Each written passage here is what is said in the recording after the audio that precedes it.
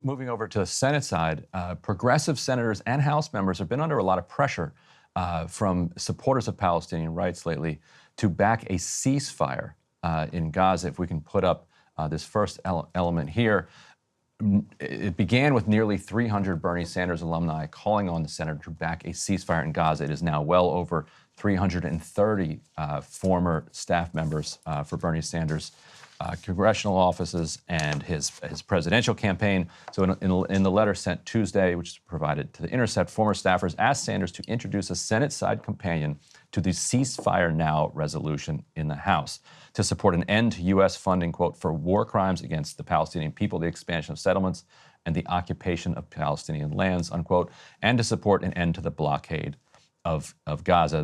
The letter writes, President Biden clearly values your counsel, as is shown by the ways you've managed to shape the outcomes of this presidency. The staffers wrote, we urge you to make it clear what is at stake in this crisis politically, morally, and strategically. They also released a video. It's up on my Twitter feed. I don't think we have the video here. Is that right? That has a bunch of the staffers directing comments directly to Bernie Sanders, who has called for kind of the bombs to stop on all sides, which a lot of people are like, that's close enough to a ceasefire. And that is saying stop firing, with stop and cease, same thing. What they're saying is introduce a Senate resolution so that there's something to organize around. The House has a resolution that people can, the members of the House can sign on to. The Senate does not have one, saying Bernie Sanders could be the one to put that in. On the other side of the progressive wing in the Senate, you've got John Fetterman, who has been one of the kind of most outspoken, unconditional supporters of Israel's war on Gaza since it began. Here he is at a Pod Save America event recently. It's to remember that Hamas doesn't want peace. He doesn't want to be negotiated with, they massacred, innocent children, women, and now they have over 200 hostages with them right now as well, too. So I really believe that I'm always going to decide to stand on the side of Israel, in this place. So one of the things that Fetterman's critics have pointed out is that and we can go back to the primary that he had last cycle. He worked very closely with DMFI, Democratic Majority for Israel, on his Israel position paper. Like he reached out to them, like the Jewish Insider has reported this. I've done some reporting on this. Reached out to them, said, here's, we'd like to hear from you. So they had a meeting. Then they constructed an Israel-Palestine, policy platform. Sent it back to DMFI. DMFI said, this is pretty good, and they've said this all in the record. They said, this is pretty good. Here are the changes we'd like to see. Kicked it back to the Fetterman campaign. He's like, we're good to go. And the politics underlying all that were that Connor Lamb, who was a conservative Democrat, also running for Senate, had been very publicly pleading for super PAC support. His brother was out there like explicitly saying, like, we can beat Fetterman, but we don't have the money. We need a super PAC to come in. Here are the messages that you could run. We can win. And AIPAC and DMFI looked at the Fetterman interaction regarding the Israel-Palestine paper and said, we're not going to back Connor Lamb. We're not backing Fetterman, but we're not going to back Connor Lamb. So that's the previous context. The future context is that Pennsylvania is a swing state. And so if AIPAC decided that it wanted to get in a general election, they could certainly do that. And so according to people close to him, this has never been an issue. This is not one that's like coming from the heart. Like for a lot of people. That's interesting because he's a creature of the left.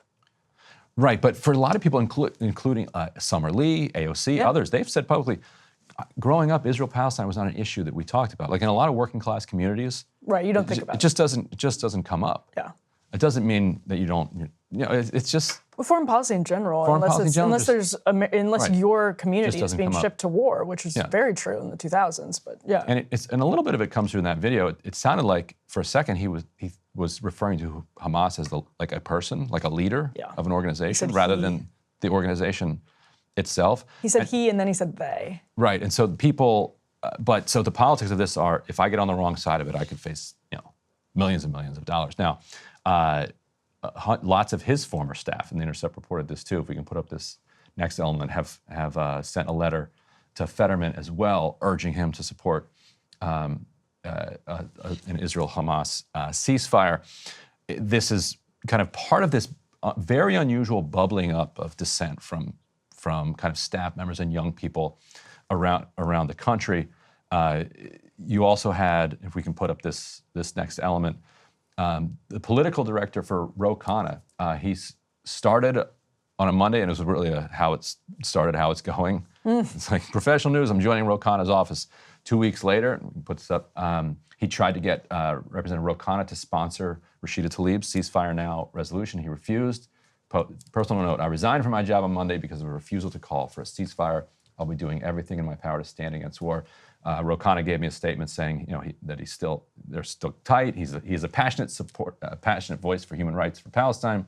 I will continue to call for protecting civilian life, humanitarian aid, Khanna said, and living up to the standards of the Geneva Convention, but would not be signing on to leave. So this is Adam Raymer resigning within 2 weeks of starting over in Khanna's office. So it's a real kind of, would you call it grassroots? I don't know, because it's a little higher level than grassroots. Yeah. You've seen some of it over in the State Department. There's so much kind of hostility to the State Department policy. Blinken had to have a listening session with dozens of members. Josh Paul, a veteran employee, as we have up here, resigned in protest, putting up a letter explaining that he felt like the unconditional support for Israel was trending in such a dangerous direction that he couldn't stand by it. Yeah. So it'll be interesting to see how this kind of almost generational divide continues to influence American policy. So this is one of the reasons this issue is, I think, politically one of the toughest and most interesting issues from a political perspective is that elite opinion on Israel and Palestine is in and of itself divided, as opposed to, elite opinion on Medicare for all or elite opinion on, same-sex marriage. Like, there's a legitimate divide among elites when it comes to Israel and Palestine. And so you see some people in positions of power saying, the media is pro-Israel. We have seen really bad media coverage from people who are pro-Israel, and we have seen really bad media coverage from people who are pro-Palestine. We have seen really bad arguments from people who are pro-Israel, and we've seen really bad arguments from powerful people who are pro-Palestine. And what you just said about the generational divide is really interesting, because I wonder if that actually is where the split in elite opinion comes in. Because both sides are right that the media is in some ways pro-Israel and the media is in some ways pro-Palestine, because there are people on both sides of that divide in elite circles, which is super unusual for any of these issues. Like, you just don't see that happening. Like, there are no elites that, for instance, support Donald Trump. Like, it's so rare. I mean, there are a couple billionaires and people in like conservative media that are supportive of Donald Trump, but we're talking, it's like, 9-to-1 ratio. But it's more split. And it's not wrong to say that there are positions in power that are disproportionately pro-Israel. But it's also not wrong to say there are people in positions of power, for instance, the State Department, all the way up the chain in Ro Khanna's office, to the point where there's enough staffers to put these letters together and to really challenge Bernie Sanders. The Biden administration itself is kind of split. You had Karine Jean-Pierre pivoting. This was a super interesting clip from from Monday, when she pivoted. She was asked about anti-Semitism and immediately pivoted to xenophobia against Muslims. And then the White House tried to backtrack that. I think that reflects the internal kind of ideological tug of war that is in all elite circles, not so much on the right, but it's especially acute on the left. That you have people who are very vehemently supportive of Israel and people who are vehemently supportive of Palestine. And that is, I just find that to be very unusual on almost any other issue.